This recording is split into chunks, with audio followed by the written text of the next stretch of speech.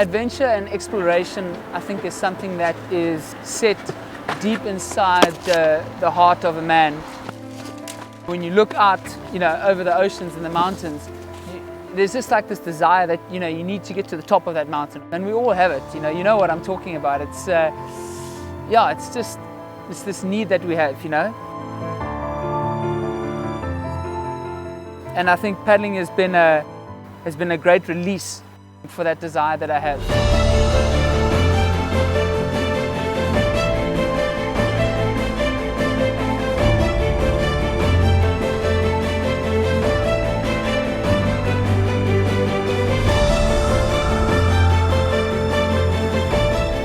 The fact that we have built a craft where you're able to harness the ocean's power, the swells or the runs, and ride them for endless amounts of time. Sometimes I can be out in False Bay and for 15-20 minutes just lose myself. That for me is really the draw card and the magic.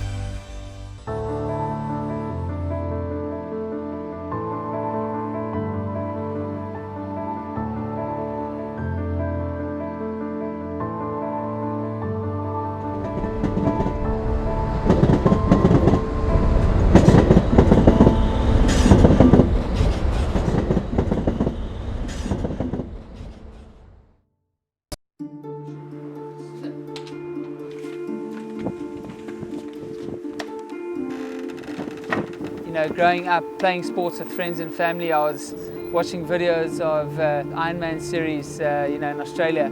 This is going to be us there. That's going to be the magic period. Dreaming myself into professional sports. Oh, look at this wave coming through. There could be trouble here. They have to duck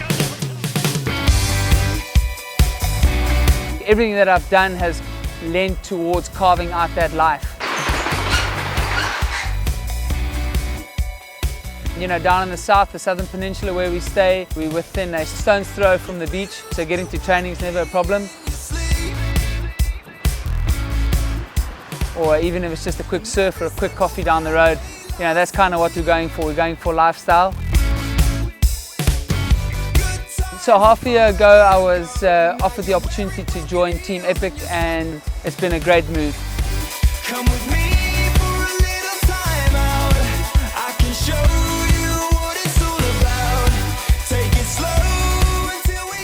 So in 2016, I am going full on again, going to try and win the World Series. I won it in 2014. Last year I was third, and it would be really good to get to the top again. So I'm going to be traveling to all those events. So those things are going to be my main focus this year. So the Miller's Run is the holy grail of surf ski paddling. It's where I grew up, it's where I learned to paddle downwind. If you want to prove you are worth your salt, you want to come down and do a Miller's Run and do a good time and have a good dice. What makes the Miller's Run special is the fact that you can do it almost every day of the year. You have to know that the Miller's Run works in 6 different wind directions: south, south-southeast, southeast, east-southeast, and then it also works on a northwest and a north-northwest, so you can actually go the other way. But the main one is going with the southeast.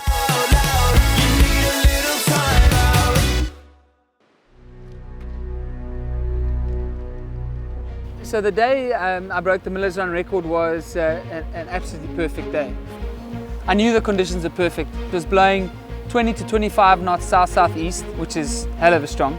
The swell was 2 to 3 feet, so not too big, because you've got to be able to get onto them and then link them. Basically the theory is that you would like to be on a big swell for 12 Ks. So I did a little run before, and I did my second or third fastest time without really applying too much effort, and I knew, okay, this is a special day. So we'll go around the rock. And it's quite late, it was already 6 p.m. Drove up to Miller's Point, and the whole way there I was psyching myself, similar, in the same way that you'd be psyching yourself up for a race.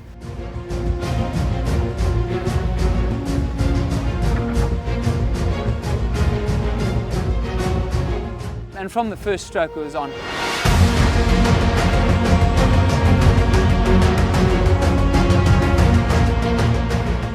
Setting off from the rock, the first 3 Ks, the water's a lot deeper, so you've got a lot of big, fast-moving ground swells. I try and get onto the big runs and I just try and ride them as far as I can. My average speed from stroke number 1 was 18.4, and then it just kept going up, kept going up.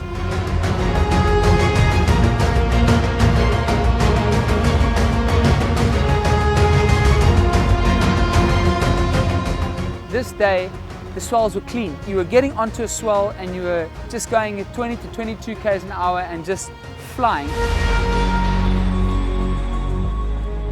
2 k's before the lighthouse, then the runs really start lining up nicely, they get a bit cleaner. That's when you really need to have your head switched on. From 2 k's before the lighthouse to about 1 kilometer outside Fishhook was absolute magic.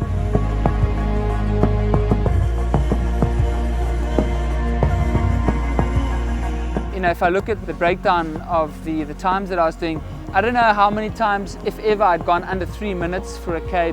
But in this run, I did 2 kilometers where I did 2 minutes 50 for a kilometer, 2 separate kilometers, and I did one which is 3 minutes on the dot. That's going really, really fast.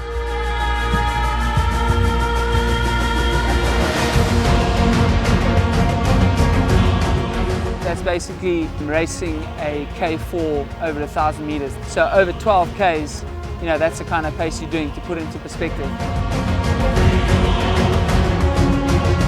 And the last 5 Ks, after I went past the lighthouse, you know, the runs just really started aligning. There are lots of days that are obviously really, really good, but there are not that many days that everything aligns.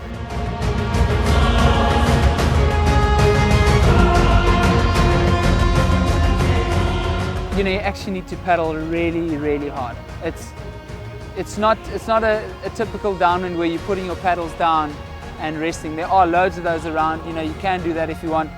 If you're going to go for a super fast time, so there's not going to be too many times that you're putting your paddles down. As you come over a run, you're looking for the next one and you're pushing over, always pushing forward, trying to get onto the next run. And that's what you got to do if you want to get a quick time.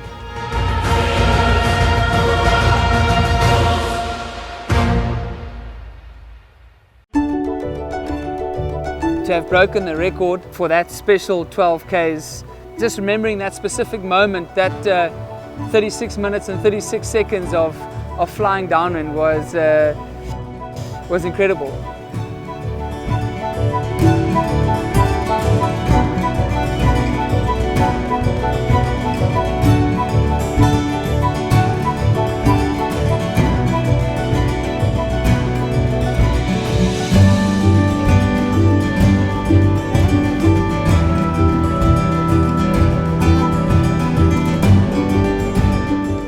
You know, the combination of paddling, trying to harness the power and the energy of the ocean, and then still trying to race people in all that, the combination of that is something spectacular.